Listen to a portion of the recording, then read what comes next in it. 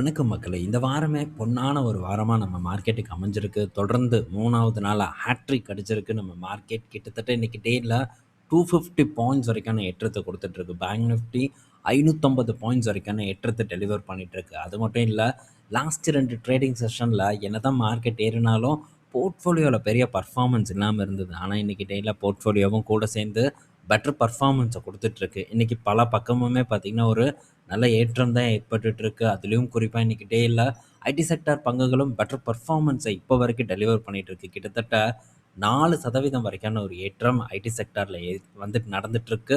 So கரண்ட்டா ஒரு 3.5% வரைக்கும் பாசிட்டிவா ட்ரேட் ஆயிட்டு இருக்கு நம்ம ஐடி செக்டார். ஸோ ரொம்ப நாட்களுக்கு அப்புறம் ஐடி செக்டார் இன்னைக்கு கொஞ்சம் லைட்டா தலைய தூக்கியிருக்கு.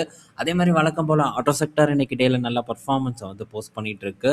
ஸோ எம்&எம் கிட்டத்தட்ட 3% வரைக்கான ஏற்றத்த இன்னைக்கோட டேலையும் டெலிவர் பண்ணியிருக்கு. தொடர்ந்து பார்த்தீங்கன்னா, எம்&எம் 3வது நாளா 3% வரைக்கான ஏற்றத்த குடுத்துட்டு இருக்கு. கூடவே சில வங்கி பங்குகளும் ஓரளவு பெட்டர் பெர்ஃபார்மன்ஸ போஸ்ட் பண்ணிட்டு இருக்கு. ஆங்காங்கே இன்னைக்கு டேல ஒரு நல்ல பாசிட்டிவ் பெர்ஃபார்மன்ஸ் ஏற்பட்டு, நம்ம போர்ட்ஃபோலியோவையும் அப்படியே குளு குளுன்னு வந்து வச்சிருக்கு இந்த வெயில் காலத்தில.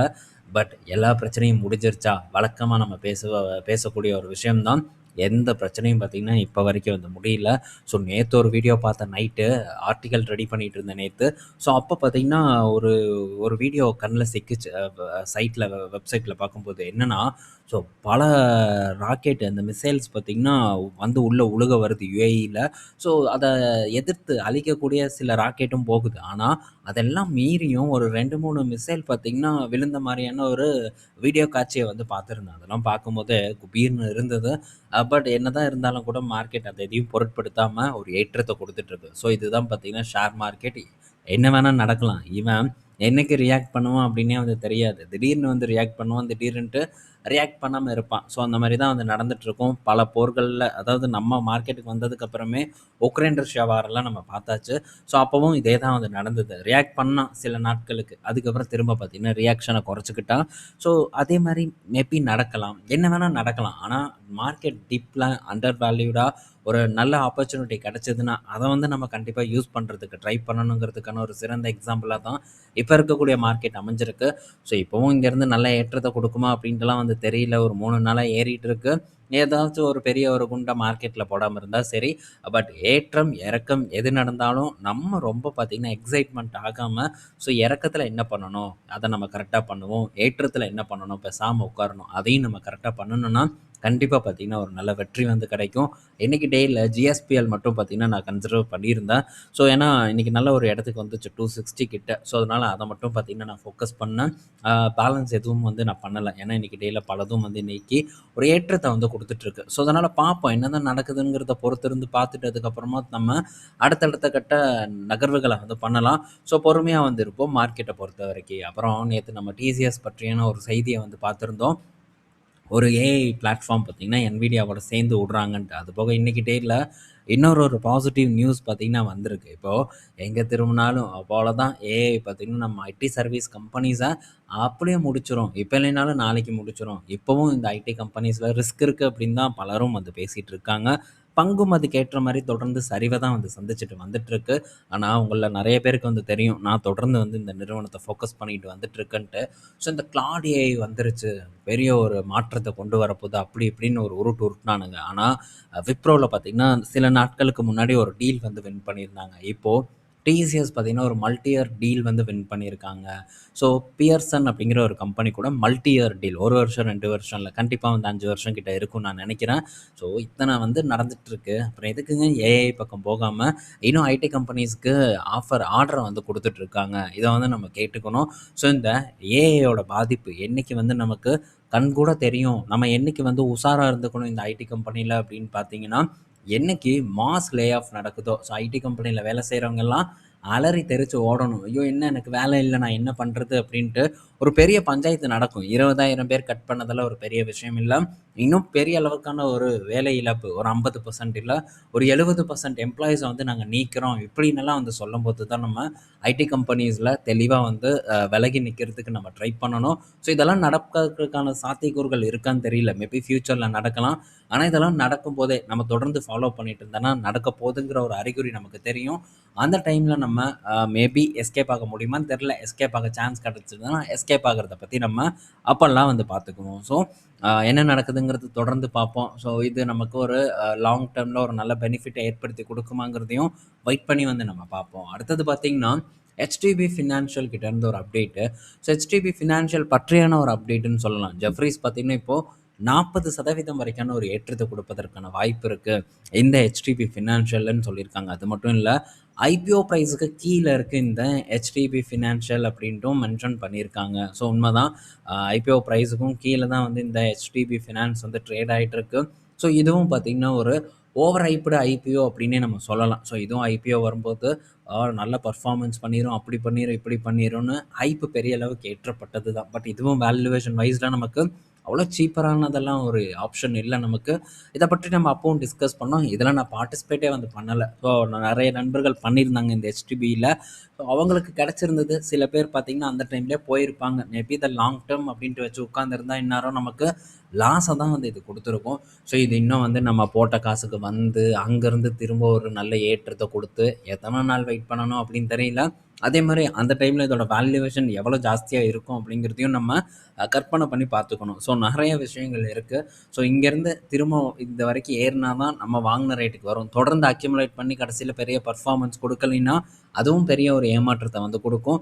ஸோ ஒரு ரொம்ப ஓவர் வேல்யூடு அதுவும் இந்த ஃபினான்ஸ் மாரியான இடத்துலலாம் நம்ம போய் மாட்டிக்க கூடாது. இந்த மாரியான கம்பெனிஸ பொறுத்தவரைக்கும். ஸோ கேர்ஃபுல்லா இருக்கணும். இதெல்லாம் தாண்டி இன்னும் வந்து ஸ்பந்தனா ஸ்பூர்த்திய பற்றியெல்லாம் வந்து கேட்டுட்டு இருக்காங்க. நல்ல கம்பெனி எவ்வளவோ வந்து இருக்கு. பட் அத பற்றியெல்லாம் நம்ம ஃபோக்கஸே பண்றதில்ல. ஆனா, ஸ்பந்தனா இந்த மாரியான கம்பெனிஸ் எல்லாம் ஃபோக்கஸ் பண்றதுல என்ன ஒரு புரிதல் இருக்கு அப்படின்ட்டு எனக்கு தெரியல. ரூ. 200 கிட்ட வந்து ட்ரேட் ஆயிட்டு இருக்கும். ஸோ இங்கேருந்து ரூ. 400 போனாலும் டபுள் த ரிட்டர்ன் கிடைக்கும் அப்படின்னு நெனைக்கிறாங்க. மேபி கிடைக்கலாம். டபுள் த ரிட்டர்ன் கிடைக்கிறதுக்கான வாய்ப்பு இருக்கு. ஆனா, ஒரு சிக் கம்பெனியா இருக்கு. அந்த கம்பெனிய வாங்கணுமா அப்படிங்கிற ஒரு முடிவ நீங்க தான் எடுக்கணும். நான்லாம் டெஃபினட்டா வாங்க மாட்டேன். ஸோ ஒரு சிக் கம்பெனி ஏதாச்சும் மேபி ஒரு ரிவர்சல் உள்ள ஒரு ஃபண்டமெண்டல் சேஞ்சஸ் நடக்குது அப்படின்னா, நம்ம அப்போ வந்து இது பண்ணுறதுக்கு ட்ரை பண்ணலாம். அதர்வைஸ் வந்து நம்ம எந்த விதமான ஃபண்டமெண்டல் சேஞ்சஸும் இல்ல. ஜஸ்ட்டு CEO மாறிட்டாங்க. இனி வந்து இந்த நிறுவனத்துக்கு பொற்காலம் அப்படின்ட்டுலாம் நம்மளால வாங்க முடியுமான்னு கேட்டா, வாங்க முடியாது. இந்த CEO இப்பல்லாம் பார்த்தீங்கன்னா, ஜஸ்ட் வந்து சும்மா ஏதோ சில கம்பெனிஸ்ல இருக்கும். அதுக்காக இந்த சின்ன சின்ன கம்பெனிஸ் எல்லாம் CEO ஐப்ப வச்சு நம்ம உள்ள போய் விழுவது ரொம்பவே வந்து தவறான செயல் அப்படின்னு தான் நான் நினைக்கிறேன். அதுபோக நேத்து ஒரு கமெண்ட் வந்து பார்த்தேன். ஒரு நண்பர் என்ன போட்டிருந்தாருன்னா, "நீ இப்படி ஐப்பேத்தியே எல்லாத்தையும் லாஸ்ட்ல கொண்டு போய் விட்டுட்ட" அப்படின்ட்டு ஒருத்தர் பார்த்தீங்கன்னா, நமக்கு ஒரு கமெண்ட்ட வந்து போட்டிருந்தாரு. ஸோ எனக்கு தெரிஞ்சு நான் எந்த பங்கையும் வந்து ஹைப்பெல்லாம் வந்து ஏத்துறதே கிடையாது. அதே மாரி இத நீங்க கன்சிடர் பண்ணுங்க, அத கன்சிடர் பண்ணுங்க அப்படின்ட்டு நான் சொல்றதும் கிடையாது. நான் ஃபோக்கஸ் பண்றத பற்றி இந்த இடத்துல டிஸ்கஸ் பண்றேன். அதே மாரி அதில இருக்கக்கூடிய தகவல்கள் வருது. அத பற்றி நம்ம இந்த இடத்துல டிஸ்கஸ் பண்றோம். கூடுதலா என்னுடைய ஒப்பீனியன சொல்றேனே தவிர, உங்கள கன்சிடர் பண்ணுங்கன்னு நான் சொல்ல கிடையாது. இந்த விலை நல்ல விலை அப்படின்ட்டு நான் எந்த இடத்துலயும் வந்து சொல்றது கிடையாது. மேபி நான் அது ஏதாச்சும் சில பங்குல ஹைப் ஏத்துறேன்னு உங்களுக்கு தோணுச்சுன்னா, நீங்க இந்த பங்குல ஹைப் ஏத்துறீங்க அப்படின்ட்டு இந்த வீடியோக்கு கீழயே கமெண்ட்ஸ்ல மென்ஷன் பண்ணுங்க. ஸோ ஒரு 10 கமெண்ட் ஆச்சு, ஆமா நான் ஹைப் ஏத்துறேன் அப்படின்ட்டு நீங்க போட்டீங்கன்னா, கண்டிப்பா அந்த பங்க பற்றி பேசுவதையே நான் வந்து நிறுத்திடுறேன். ஸோ இதுக்கு மேல என்ன பண்ணணும் அப்படின்ட்டு எனக்கு தெரியல. ஸோ பொது வெளியில நம்ம பேசுறதுக்கான ஒரு ஒரு நெறைய சிக்கல்கள் இருக்கு. அதெல்லாம் தான் பார்த்தீங்கன்னா, இது சொல்லலாம். பட் இதெல்லாம் கண்டிப்பா வந்து ஒரு ப்ராப்ளத்த வந்து ஏற்படுத்தும். நம்ம அதெல்லாம் புரிஞ்சு தான் நம்ம பல நாட்களா இந்த கன்சிடர் அப்படிங்கிற வார்த்தையவே வந்து அடிச்சு அடியோட வந்து ஒழிச்சாச்சு. ஸோ அதெல்லாம் எதுக்கு நம்ம அந்த ரிஸ்க்கே நமக்கு தேவையில்ல. ஸோ நம்ம பாட்டுக்கு நீட்டா வந்தோமா, நான் என்ன பண்றேன் அப்படிங்கிறத சொன்னேனா போயிட்டே இருப்போமா அப்படிங்கிறது தான் நான் வந்து பண்ணிட்டு இருக்கேன். ஸோ கூடுதலா இந்த மாரி பொய்யான சில ஹைப் ஏத்துறேன், நான் வந்து ஹைப் ஏத்தி இந்த பங்க வாங்க வைக்கிறேன் அப்படின்ட்டு வந்து கமெண்ட் எல்லாம் போடுறாங்க. அந்த மாரி எதுக்கும் வந்து நான் ஹைப் ஏத்துறதில்ல. அப்படி ஹைப் ஏத்துறேன்னு சொல்லி ஏதாச்சும் பங்க மென்ஷன் பண்ணுங்க. அத வந்து நான் அடியோட டிஸ்கஸ் பண்றதே நிறுத்திடுறேன். அட்லீஸ்ட் ஒரு 10 பேராச்சும் போடுங்க. அப்பதான் நமக்கு என்னங்கிறது தெரிய வரும். ஸோ நெக்ஸ்ட் பார்த்தீங்கன்னா, வருண் பெவரேஜ் கிட்ட இருந்து ஒரு அப்டேட்டு. வருண் பெவரேஜ் பார்த்தீங்கன்னா, ஒரு 3% ஏறி இருக்கிறதா செய்தி வந்திருக்கு. என்ன ரீசன்னா, சவுத் ஆஃப்ரிக்கால வந்து ஏதாச்சும் ஒரு கம்பெனிய இந்த நிறுவனம் வந்து வாங்கிக்கிட்டே இருக்காங்க. ஸோ, இப்போ கிரிக்லி டைரி அப்படிங்கிற ஒரு நிறுவனத்த 131 கோடி குடுத்து கம்ப்ளீட்டா வந்து அக்யூர் பண்ணியிருக்கிறதா ஒரு டேட்டா வந்து குடுத்துருக்காங்க. ஸோ, இதனால இப்போ கரண்ட்டா ஒரு 2% வரைக்கான ஏற்றத்த குடுத்துட்டுருக்கு Varun beverage limited. So, next பார்த்தீங்கன்னா, ஆப்டிமா அப்படிங்கிற ஒரு நிறுவனம். ஸோ, இவங்க இப்போ பிஎன்பி கிட்ட இருந்து ஒரு 100 கோடி வரைக்கும் ஃபண்ட் ரைஸ் பண்ணுறதா ஒரு அப்டேட் பார்த்தீங்கன்னா குடுத்துருக்காங்க. ஸோ, அது மட்டும் இல்ல. ஒரு 200 கோடி வரைக்கும் பார்த்தீங்கன்னா, லெண்டிங் பண்ண போறதா, கோத்ரெஜ் ஃபினான்ஸ் கூட சேர்ந்து லெண்டிங் பண்ண போறதாவும் ஒரு அறிவிப்ப வந்து குடுத்துருக்காங்க. அது மட்டும் இல்ல. இந்த ஆப்டிமோ பார்த்தீங்கன்னா, ஸோ சக்சஸ்ஃபுல்லா வந்து ப்ராஃபிட்டபிளாவும் வந்து இயங்கிட்டு வந்துட்டுருக்காங்க. இந்த நிறுவனத்தோட தலைவர் யாருன்னு பார்த்தீங்கன்னா, இந்த ஈஸி ட்ரிப் பிளானர் அந்த நிறுவனத்தோட ஃபவுண்டர் தான் இந்த நிறுவனத்தோட ஃபவுண்டராவும் வந்து இருக்காங்க. இது நமக்கு கிடைச்ச தகவல்கள். பட் இந்த லெண்டிங் கம்பெனிஸ் அதிகமா வந்துக்கிட்டே தான் இருக்கு. பட் எத்தனை பேர் சர்வைவ் ஆவாங்க அப்படிங்கிறது ரொம்ப ஒரு சிக்கலான ஒரு கேள்வி தான். பார்ப்போம் சர்வைவ் ஆகுறாங்களா? முதலீடு பண்ண நிறுவனங்களுக்கு ஒரு லாபம் கிடைக்குதாங்கிறதையும் பொறுத்து இருந்து பார்ப்போம். அடுத்தது அமரராஜா பேட்டரி கிட்ட இருந்து ஒரு அப்டேட். இப்போ அமரராஜா பார்த்தீங்கன்னா, சில நாட்களா ரொம்பவே வந்து ஒரு சுமாரான பெர்ஃபார்மன்ஸ வந்து குடுத்துட்டுருக்கு. ஒரு கிட்டத்தட்ட பீக்ல இருந்து ஒரு 50% வந்து கரெக்ட் ஆயிருக்கும்னு நான் நினைக்கிறேன். இந்த அமரராஜா. இத பற்றியெல்லாம் நம்ம பலமுறை வந்து டிஸ்கஸ் பண்ணியிருக்கோம். ஸோ, இங்க பார்க்கும்போது தெரியுது. எங்கேருந்து கிட்டத்தட்ட ஒரு 1700, 1800லேருந்து இப்போ ஒரு 800 கிட்ட வந்து ட்ரேட் ஆயிட்டு இருக்கு. ஆல்மோஸ்ட் 50% மேல பார்த்தீங்கன்னா, இந்த பங்கு சரிவ வந்து சந்திச்சுட்டு இருக்கு.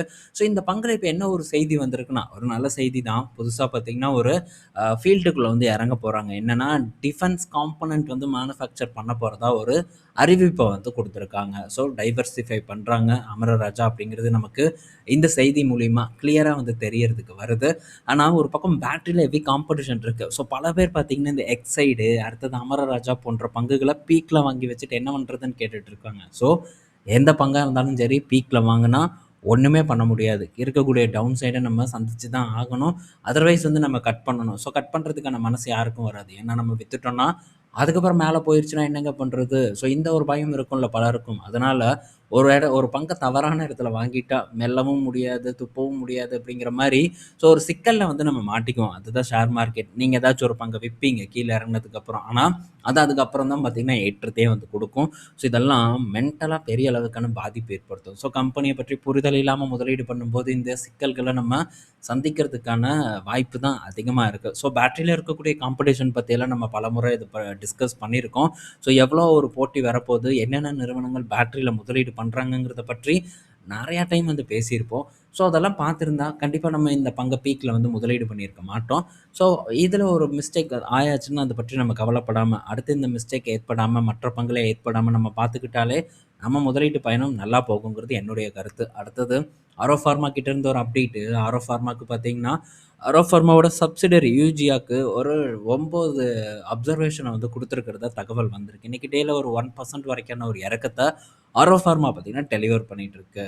ஸோ அடுத்தது இந்த சோலார் பேனல் இந்த நம்ம 2028ல இருந்து இந்தியால, அதாவது நம்ம டொமஸ்டிக் தேவைக்கு நம்ம உள்நாட்டில் நிறுவனங்கள் தயாரிக்கக்கூடிய இந்த சோலார் ப்ராடக்ட்ட தான் யூஸ் பண்ணணும் அப்படிங்கிற மாரி ஒரு ரூல்ஸ வந்து இப்ப கவர்மெண்ட் வந்து கொண்டு வராங்க. இது உண்மையிலே வரவேற்கக்கூடிய ஒரு நியூஸ் தான். ஏன்னா, நம்ம ஊர்ல பல கம்பெனிஸ் வந்தாச்சு. வாரி எனர்ஜிஸ் இருக்கு, பிரீமியர் இருக்கு. ஸோ இதே மாரி டாடா பவர் இருக்காங்க. வருங்காலத்தில அதாவது ரிலையன்ஸ் இப்பவே ஸ்டார்ட் பண்ணிட்டாங்க. இன்னும் ஃபுல் ஸ்கேல்ல வரல. ஸோ ரிலையன்ஸும் உள்ள வருவாங்க. ஸோ ஹெவியான போட்டி நமக்குள்ளேயே இருக்கும். இதெல்லாம் தாண்டி சைனாலருந்து வாங்கி நம்ம பயன்படுத்துறதெல்லாம் கண்டிப்பா வந்து தவிர்க்கப்படக்கூடிய விஷயம் தான். ஸோ இது நம்ம கம்பெனிஸ பொறுத்தவரைக்கும் ஒரு வரவேற்கத்தக்கக்கூடிய செய்தியா நம்ம வந்து பார்க்கலாம். அடுத்தது மேன்கைண்ட் ஃபார்மா கிட்ட இருந்து ஒரு அப்டேட் வந்திருக்கு. ஸோ இந்த நர்வஸ் சிஸ்டம் தெரப்பிக்காக ஒரு டீல வந்து ரோச் கூட வந்து மேன்கைண்ட் ஃபார்மா போட்டு ஒரு ட்ரக்க பார்த்தீங்கன்னா, இங்க கொண்டு வந்திருக்காங்க. அதுக்கான ரைட்ஸ வாங்கியிருக்காங்க. என்ன விலைக்கு வாங்கியிருக்காங்க அப்படிங்கிற ஒரு செய்தி நமக்கு கிடைக்கல.